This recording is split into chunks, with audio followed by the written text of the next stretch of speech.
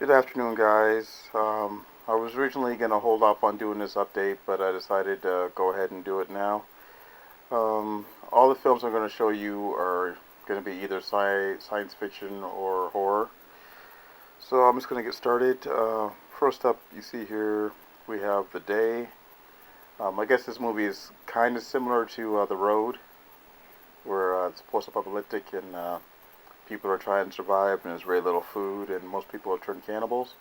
Actually, Andrew Bellina had just reviewed this movie the other day.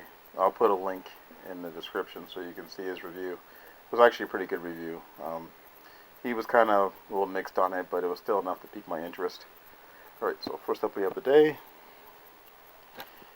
Next we have Universal Steelbook for Pitch Black. I'm not sure if I'm going to pick up any more of these, only because these are pretty much all double dips except for two titles, which are Scarface and The Big Lebowski. I'm not even sure I want those two. If I do get any more of these, it'll be Shaun of the Dead and Hot Fuzz and probably Scott Pilgrim versus the World. The thing about Shaun of the Dead and Hot Fuzz is though they were already released on steelbook form through Alliance in Canada, and I'm pretty sure that the Universal Steelbooks won't be coming to Canada. At least those two titles won't be coming because Alliance has the rights to those two. You know, the Steelbook artwork is different on those as well. So if I do want to get those, I'll have to go to the States to get those. Next we have Star Crash. Actually, I'm really excited to have this movie because I picked it up at Entertainment Deals the other day for $8, and somebody had hidden it behind some other DVDs. But I noticed the Roger Corman band here, and I kind of uncovered it. And as soon as I saw what it was, I scooped it up. I've been thinking about getting this film for a while. I love this line, you know, the original Shout Factory, Roger Corman cult classics. I only have two other movies though in that line. What was it? Galaxy of Terror and Piranha. This film stars Caroline Munro and David Hasselhoff, which I think is kind of amusing. It's been a while since I've seen this one, so I'm looking forward to watching it again. In high definition, no less. Next, we have Sinister. I haven't seen this one. This film I was actually getting confused last summer with The Apparition for some reason. But I just watched The Apparition the other day, and I thought it was so-so. It was. I didn't really hate the film, but I wasn't in love with it either. Don't need to see it again, and I'll probably never buy that one. But I'm looking forward to watching this one. I might even do it tonight. I'm not sure. All right. Next we have The Possession, and I didn't mind this one. This is another film that I kind of got confused. This one actually did come out around the same time as Apparition, and, and this is like the one with the Jewish demon.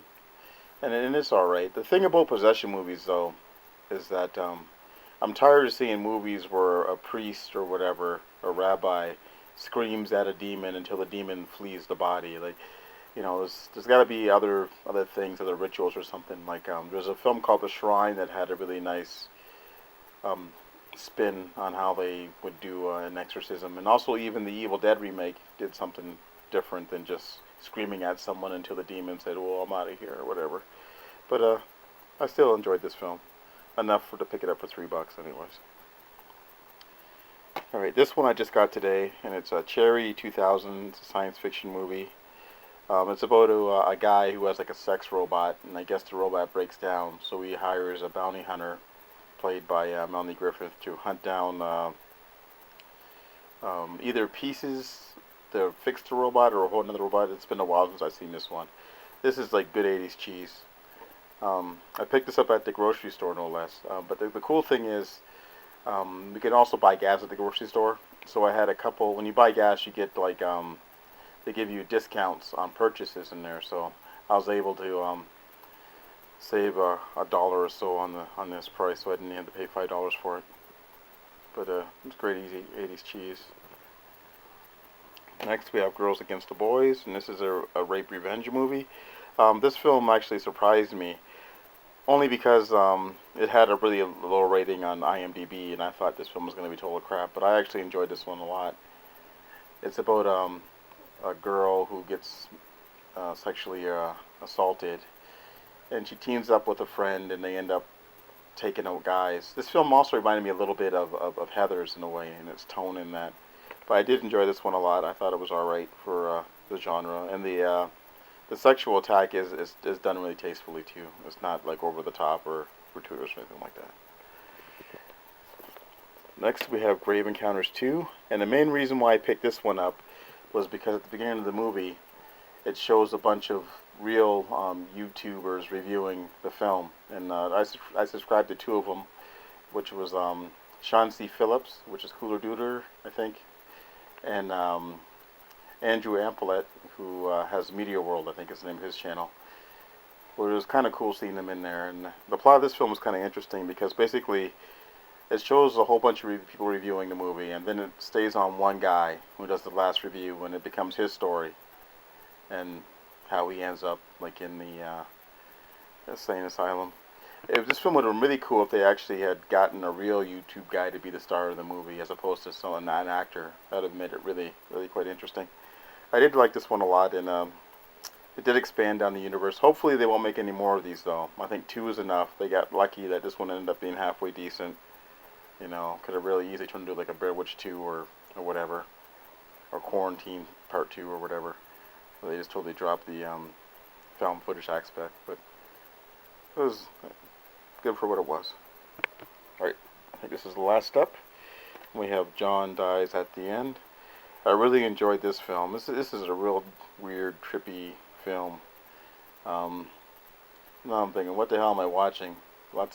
This film may become a cult classic. I don't know. Sometimes there's been a lot of times, especially like in the late '80s, where people tried to make cult films, and this one does have that kind of vibe. But for me, a lot of it works. I'm not sure if everybody feels the same way about this movie. Like, I'm a huge Phantasm fan, and I like most of Don Coscarelli's stuff. But I enjoyed this one a fair bit.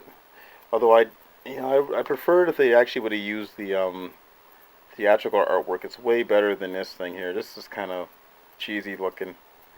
Like, I bought this one used, and I don't think I might even bother to watch it. So it was pretty much brand new. No scratches or anything. Alright guys, so that's it. And hopefully for our next update I'll have the new camera. This camera is alright. The only thing I don't like about it is it doesn't have enough detail. It's not sharp enough. It doesn't seem to focus as much. The new camera seems to be a little better in that regard, so hopefully next time I'll be seeing you, the videos will be looking a little bit better. Alright guys, so that's it. Thanks for watching, and I'll talk to you later.